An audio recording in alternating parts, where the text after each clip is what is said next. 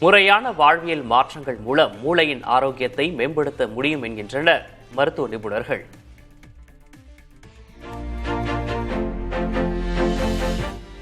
வயதானாலே ஞாபக மறதி ஏற்படும் என்பது பொதுவான கருத்து.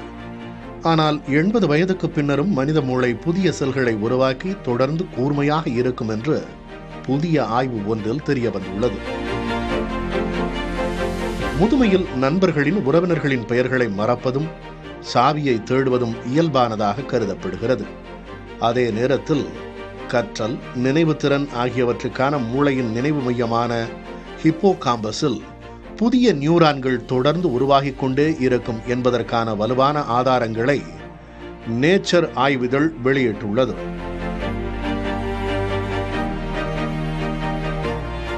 சுமார் 3,56,000 செல்களை கொண்டு நடத்தப்பட்ட இந்த நவீன ஆய்வில் ஆரோக்கியமான முதியவர்களின் மூளையில் செல்கள் தங்களை தாங்களே புதுப்பித்துக் கொள்ளும் நியூரோபிளாஸ்டிசிட்டி நிகழ்வது உறுதி செய்யப்பட்டுள்ளது. இதன் மூலம் வயது மட்டுமே செல் புதுப்பிக்கும் செயல்பாட்டுக்கு காரணம் அல்ல என்பது தெரிய வருகிறது. ஆரோக்கியமான முதியவர்களின் மூளையிலும் நியூரான் கட்டமைப்பு உருவாவது சாத்தியம். இருப்பினும் அல்சைமர் பாதிப்பு உள்ளவர்களுக்கு இந்த செயல்பாடு பாதிக்கப்படலாம் என எச்சரிக்கும் வல்லுநர்கள் முறையான வாழ்வியல் மாற்றங்கள் மற்றும் இலக்கு சார்ந்த தெரப்பி சிகிச்சைகள் மூலம் மூளையின் ஆரோக்கியத்தை மேம்படுத்த முடியும் என்கின்றனர்.